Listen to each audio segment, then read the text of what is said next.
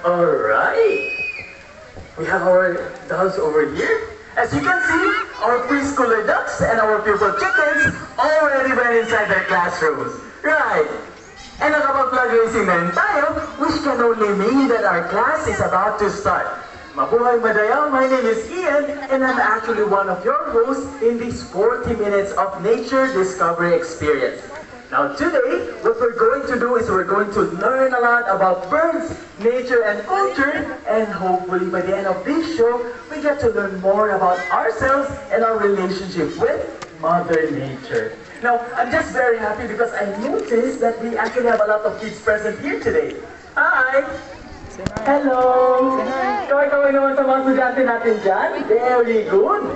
Thank you so much sa mga parents and guardians for bringing these kids here today. But you know what? Hindi lang po sila yung mga estudyante natin today because all of you are going to school together. Because what better way to learn and understand about birds, nature, and culture than learning it from our teacher birds themselves. Now, let me just share this one with you that our teacher birds are actually rescued and donated birds that we can no longer release back in the wild. Why? Because first, most of these birds are non-endemic. Ibig pong sabihin, hindi po sila taga rito. Even if they're physically fit, but if we release them back in the wild, surely they won't survive our environment.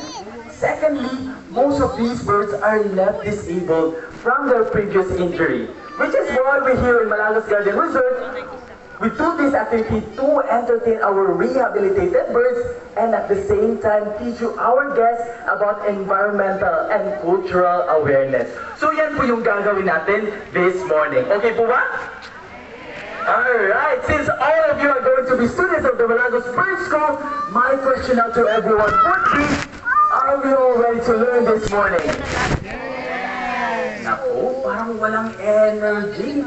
Hindi gaganahan yung teacher bird natin dyan.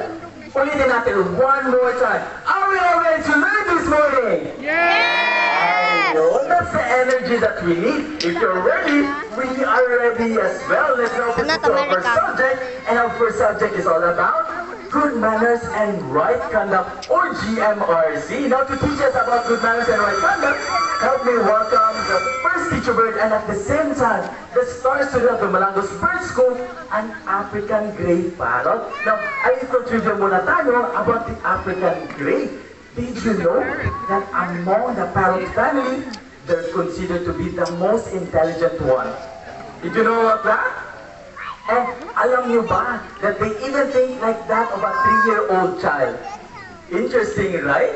Now, at this point, testingin naman natin kung gaano katalino yung African Gray Parrot natin. Now, can you greet your fellow classmates over here, the traditional way of greeting here in Malagos? Sige nga! Narinig niyo yun? Ano sabi ng teacher bird natin? Sabi niya? Madayaw. Because that's how we greet here in Malagos. Mabuhay o madayaw. Pero teka muna. Hindi ka pa nagpakilala ng sarili mo. Can you introduce first yourself to your classmate? Your name is? Narinig mo ba natin? Ano pangalan ng teacher bird natin? Sino nakarinig? Wela. Wela? Ay, hindi po Wela. It's actually Donald. Pagpasensya nyo na po. Medyo sila po tayo yung teacher bird natin. Pero one more time, what's your name again? Oh, di ba? Slang lang po talaga. Pero everyone meet Donald, our African Gray Parrot. Now, you might be wondering, how are these birds able to talk? Well, I tell you, they don't. What they actually do is mimicking. Now, this is very common, most especially in the world.